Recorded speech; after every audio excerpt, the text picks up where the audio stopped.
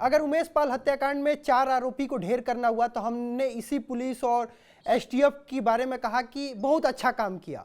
Loop hole तो हो सकता है, सुरक्षा में चूक हो सकता है रात के अंधेरे में। आपने क्राइम बहुत ज़्यादा कवर किया हुआ है, उसके साथ आप बहुत ज़्यादा लंबा आपका अनुभव है, तो आप अपने अनुभव से इस आप ट्रेजेडी को आप कैसे देखते हैं? देखिए ब्रजेश, आलोक जी जो बात कह रहे हैं वो बात जो है वो एकदम मैं इसको इस तरीके से नहीं मानता हूं, क्योंकि वो बात वो बात ये है कि कोई भी किसी का एनकाउंटर जब पुलिस करती है तो वो एक अलग तरीके से सवाल उठते हैं।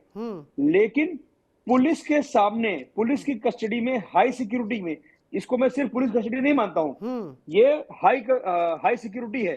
और हाई सिक्योरिटी में उन सारे उन दो अपराधियों को मार दिया जाना जिनको की अभी एक लंबी कानून, ठीक है, कानूनी प्रक्रिया है। जब इतने साल, 44 साल उस आदमी का आतंक चला, तो आप ये समझिए कि 44 साल आतंक चलने के बीच में वो आदमी, उस आदमी को सजा नहीं मिली, लेकिन अब उसको सजा के वो पैरामीटर पे आ गया था, वो उस प्लेटफॉर्म पे आ गया था जहां से उसको कानूनी रूप से, संवैधानिक रूप से हमें सजा देनी थी। लेकिन एक हमें बात मतलब और है ना सिस्टम कि को। लेकिन अब सर, अगर एक बात, अगर इस तरीके से अगर होगा, आप ये मानिए कि फिर लॉ एंड ऑर्डर जिसे हम कहते हैं, उसमें सबसे बड़ी चीज ये होती है कि वो न्यायिक हिरासत में, आप समझिए, वो सिर्फ पुलिस कस्टडी में थे, वो न्यायिक हिरासत में थे।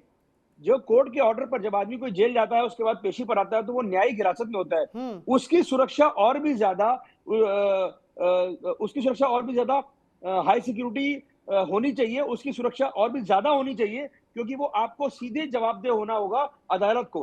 अभी ये कोई थाने का मामला नहीं था कि थाने के अंदर पुलिस कस्टडी में किसी की मौत हो गई है। लेकिन एक बात और, अगर हम देखें लॉ एंड ऑर्डर पे, तो योगी सरकार, अगर 6 साल की बात हो तो लॉ एंड ऑर्डर को ही आगे रखा जाता है कि हमने अगर कहीं दुरुस्त काम किया तो लॉ एंड ऑर्डर पे किया है।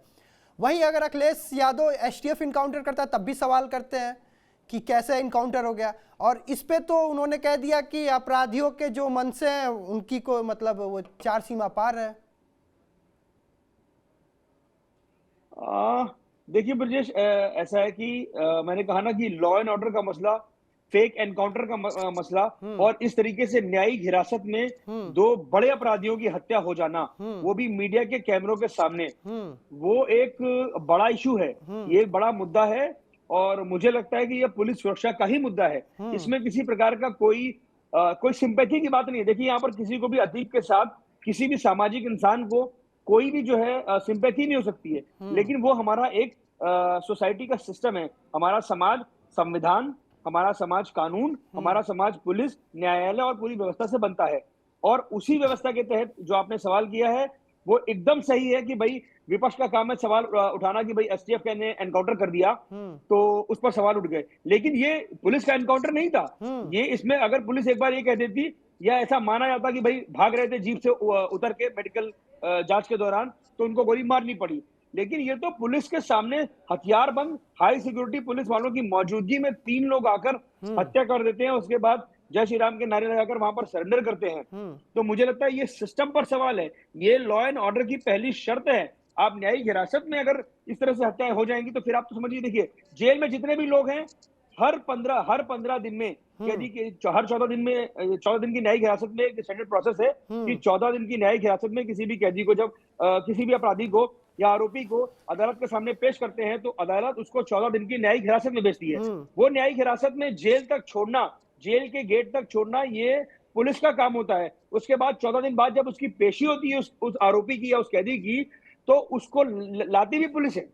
तो जेल से अदालत, अदालत से जेल, जेल से अस्पताल, हॉस्पिटल, मेडिकल जांच के लिए, ये सब पुलिस का काम है और वो न्यायिक हिरासत के तहत वो करते हैं। अगर इस न्यायिक हिरासत में किसी की हत्या होती है और वो भी इतनी हाई सिक्योरिटी के बीच में, तो मुझे नहीं लगता कि इस पर अगर कोई सवाल इस पर जरूर उठेगा और इसकी जांच जरूर होनी चाहिए कि इस तरीके से सजा आपको देनी है। सजा तो उनको मिल ही रही है और सजा उनको देनी ही थी।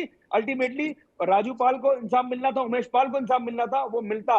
और भी जिन लोगों के वो गुनहगार थे उनको इंसाफ मिलता। लेकिन इस तरीके से अगर हत्या हो जाएगी तो आप ये मानिए फिर ये लॉ एंड ऑर्डर की बात नहीं है, फिर लॉ एंड ऑर्डर पर सवाल उठता है। अगर पुलिस वालों की न्यायिक हिरासत के बीच में अगर इस तरह की हत्या हो जाती है, फिर किसी की भी हत्या हो सकती है। फिर कोई भी मेडिकल जांच के लिए अगर आता है तो मीडिया वालों को जाने की या किसी को भी जाने की इजाजत नहीं है। कल को कोई पुलिस वाला ही बनकर आके इतनी भीड़ के बीच में मार देगा। हाँ। फिर इस तरीके से लेकर घूमना अपराधी को किसी भी चीज के लिए मुझे नहीं लगता कि ये कोई न्यायिक प्रक्रिया के तहत हुआ है।